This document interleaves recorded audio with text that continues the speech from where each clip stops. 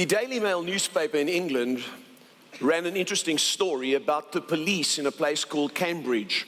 They went into the center of the city where lots of bicycles are locked up, and they went in plain clothes and they began to steal 4 bicycles. No one did anything. They just didn't bother. They just looked and ignored them. A policeman even took out of a bag a massive bolt cutters, bright yellow, and he went over to attract attention, and he clipped the bolts and they pulled the bicycles away, and they walked away. No one bothered, no one said anything, people just ignored them. And the experiment by the police was to test to see people's reaction, because they're losing 2,100 bicycles per year in that city. And they wondered why no one reports it, no one does anything, how are the thieves getting away with it? And they realized that there's an apathy. People have this attitude, why bother? In fact, there was a 76-year-old woman who was sitting on a bench. They went to her and they said to her, didn't you see this? She said, yes, but I didn't bother to do anything, because if I went over to them and said to them, what are you doing? They would have said, no, we're not stealing. How many of you know in our world today, there's like a why bother spirit? Why bother? There's an apathy. We're being reduced and dulled to inaction in our lives. When it comes to the voting that's coming up, do you have that sense of, why bother? When it comes to your marriage, maybe you've prayed about it, maybe you've discussed it, maybe there's been a bit of fighting and friction, but you got to the place where you say, why bother? He doesn't listen, she doesn't listen. When it comes to your physical health and you've got an ongoing challenge, you've been to the doctor, you've been for prayer, now you come to the place where, why bother? We mustn't live with why bother. When we see our country deteriorating and standards of excellence declining, we mustn't say why bother. We need to be the salt and light. We need to step up to the plate. We need to make a difference. When you bother, it brings blessing. But when you say why bother, apathy sets in, and we lose that purpose for which God has put us on the earth, to be vehicles, conduits, and channels of change.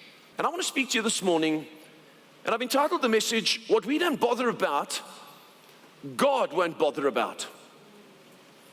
What we don't bother about, God won't bother about. If you just leave things, guess what? God will leave them too. But when you start to bother about your health, your marriage, your finances, this nation, God begins to work and He finds a willing channel. And so I want to give you 5 things this morning that relate to us bothering God, but then we'll look at how we need to behave in society. So number 1 this morning, very important here for us to understand that we won't get results unless we bother. You need to keep bothering God about your physical needs. People almost feel like I don't want to bother. Why pray?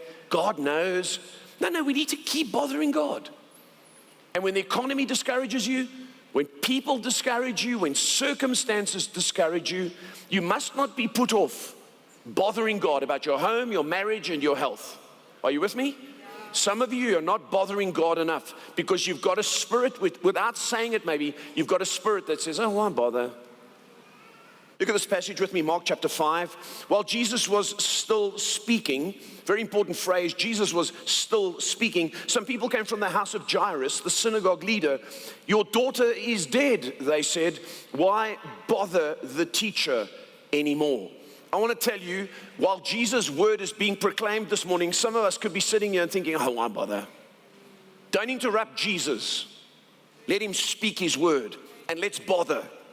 Because when we bother, action takes place. Now notice, Jesus is not bothered. He goes on to say here, overhearing what they said, Jesus told him, don't be afraid, just believe. In other words, He's saying, yes, you need to bother.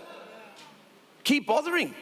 And the Bible says He didn't let anyone follow them except Peter, James, and John. He went to the house, He put out the mourners, He went inside and He took the little girl by the hand and He said to her, rise, little girl, I say to you, get up. And she got up from the dead, and then He said to them, give her something to eat. I want to tell you today, when we bother God, He can raise the dead things in our lives, He can fix our health, and you'll begin to start feeding dreams that were once dead. But you've got to bother. You've got to bother. Don't be put off. Can you say, amen? Number 2, keep bothering God about your impossibilities and weakness. Many of us are living with impossibilities. Your daily requirements and your basic needs are one thing, but some of you are facing overwhelming odds. You're facing areas where you feel weak. You feel, man, this is impossible. I'm not in a position of strength. But you know, we've got a God who we need to bother. Number 3, bother always brings breakthrough and blessing. When you bother, you get a breakthrough in life. Stuff happens. When you don't bother, nothing happens. We must be people who keep pressing in, because when we move, it moves the hand of God. Number 4, the fourth thing is, anything we don't bother with now will visit us later. If you've got issues in your life, marriage issues, financial issues, and you don't bother to deal with them, guess what? They don't go away, they get worse. Isn't that the truth? And sometimes we feel that if we don't bother with it, it will diminish. No, it doesn't diminish, it multiplies. This is important. Why we shouldn't be, why bother? Just leave it, people. How many of you know people who have that spirit? Why bother? Just leave it. We mustn't be, why bother, just leave it, people. Are you with me? God's expecting of us to be salt and light in His world. And I want to give you 6 reasons why we shouldn't. Number 1, when we bother, lives are saved. Number 2, what we leave causes injustice to triumph. Number 3, what we leave results in a lack of excellence. Number 4, what we leave doesn't fix itself. Number 5, what we don't bother about will never grow or improve. And number 6, what we don't bother about cannot be saved. When you bother, God bothers. When you don't bother, God doesn't bother.